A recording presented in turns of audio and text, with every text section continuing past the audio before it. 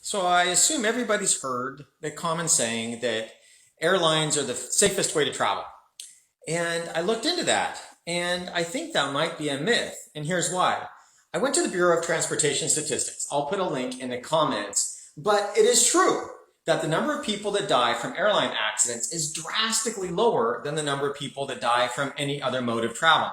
However, I'm not sure that's a really fair statistic in the sense that people really aren't flying everywhere, but we're largely driving everywhere. So what I thought was a more relevant statistic was this: how many people die per mile traveled with the different modes? And it completely changed everything. So here were the numbers that they gave. It was about 1.5 deaths per 100 million miles traveled on the road.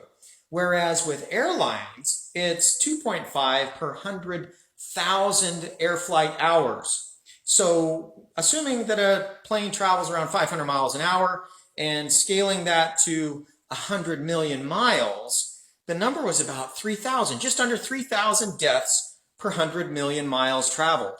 So if you're going to travel a certain distance, you're more likely, according to these numbers, you're far more likely to die from airline flight than from regular highway travel. So I don't know, maybe I'm wrong, maybe my calculation's incorrect, but I double checked it a number of times. I haven't had anybody else check it. Please check it for me.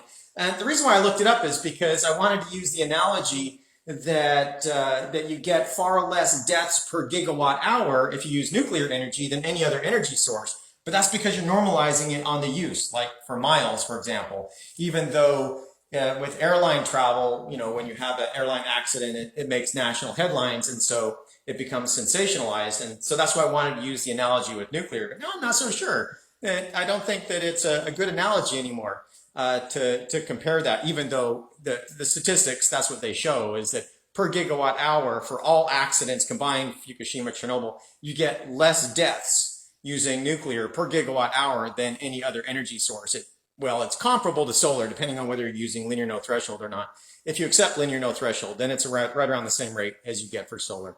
Anyway, I thought that would be interesting. Please check my math, and you can go back to the Bureau of Transportation Statistics, the federal site, and let me know if I made a mistake. Thanks. Appreciate it.